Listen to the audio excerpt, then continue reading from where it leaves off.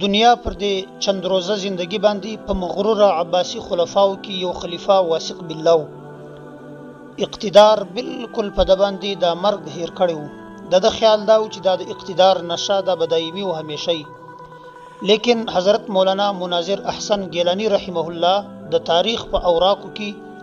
د دې واثق بالله عباسی د مرګ چې کوم واقعه لیکلې ده هغه نه صرف دا چې سبق آموز ده بلکې عبرت انگیز هم ده. مولانا مناظر احسن گیلانی رحمه الله فرمای چې امام ذهبی رحمه الله لیکلی دی په مختصر دول الاسلام کې چې الواثق بالله ودا د خادم خاص بیان دی چې خادم خاص الواثقی په نامه سره مشهور وو. نو هغه وی چې کله چې واثق بیمار شو نو د تیمارداری او بیمار پرسی او د خدمت د دې ذمہواری ما په غاړه وی چې کله د واثق حالت ډیر خراب شو نو ما دی ولیدي چې پرده باندې غش یا تاریخ ولا دی بهوش شو. وی خبر الما دا محسوس کړل زما خیال دا چې دی ختم شو. شاوخوا چې نور خلک ناسو ما غره وغوښتل نو یو بوابل ته اشاره وکړه چې بیت لږ واثق لور نزي سي ته وګوري واقع هم د روح چې دغه پرواز کړی دی یا کوس هم د ژوندۍ یو څه لمحات یې باقی دي، لیکن په هیڅ چا کې دا همت نو چې واثق لره د نزدې ورسي لږ دی وګوري چې واقع دی مړ دی کنه. نو دغه خادم خاص د واثق بالله چې هغه الواثقی دی هغه وی په اخر کې ما په خپل بس د خپل زړه سره مضبوطه کی او زله ور نږدې سوم. ویلا چې آیسته آیسته ما د پرپزه باندې دا غوته ورکشې شوله چې زه معلومه کوم ځان ته چې بای په د کې ساستا سا اخی او کنه. وی چې ما څنګه پرپزه باندې غوته ورونی ولا اچانک د واثق بالله چې د سترګې خلاص شوې. نو دا د خادم خاص الواثقی وی چې پښتنه مرزه کوي چې هغه وخت پر ما باندې څنګه ترسو. الفاظ په عربي کې د دادی وی فکت ان اموت وی قریب وز دومره غبراو سم چې دا د سترګې رااله چې سوی خو مغرور بادوشاو وی قریب و چې زه د خپل مرسو یم.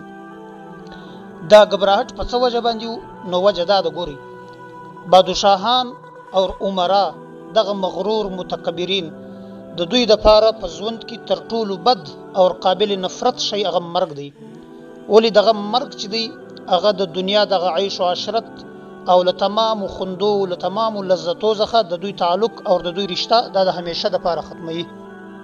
نو چې د دوی د پاره دومره قابل نفرت شي دی د مرګ نو دوی خو په ژوند کې دا واثقي وی چې ما خو په ژوند کې ودته د مرګ گویا کې نسبت وکړي چې ما پر فضلاس ورکشې شوی او هغه دا و چې د دسترګې رالي چې سوی نو پر ما کم هیبت رالي وي د دې پښتنه مکوه خدای وی بس خیر زما په دې کې و چې د واثق بالله د دسترګې چې اوس خلاص شوی بس د اخري وارو لدې بعد بیا د دسترګې د همیشه لپاره بند شوی. الواثقي وی چې د ډيري ویری لوجه زخه زه راگزار سولم وی زما تورم ما تسوګی ده بیا په بدن زما په بدن باندې یو شی راجګم سو چې ګوره چې راجګ سو. خو به هر حال الواثقي چې ولیدل چې واقع هم لدې بعد واثق بالله د امر سو چې یعنی د زړه ته ولویدل د یقین سو. نو په دې وخت کې دغه پر لاش باندې یو پټو مټو چې دی غیر هوار کی په دې دوران کې واثق وی چې ما ته دی محسوس سره لکه زما د سترګو په مخ کې چې یو شی داسې ګرځي یا حرکت کوي. وی زبیا غبراو سلام هغه چادر یا پټوچ کما پر چولې وغه ما ځینې پورته کوي چې یا رزوندې خو بنئ. وی چې ما ورته وکتل هغه یو مژکو چوها چې هغه د واثق پر سترګو لګیاو سترګې ځینې کښلې وی به ساخته غیر اختیاري طور پر زما پر زبه باندې ودا کلمه جاری سول چې لا اله الا الله چې یا الله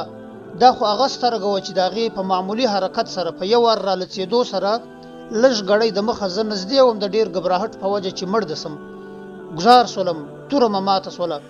او په بدن باندې مشایم راجک سو.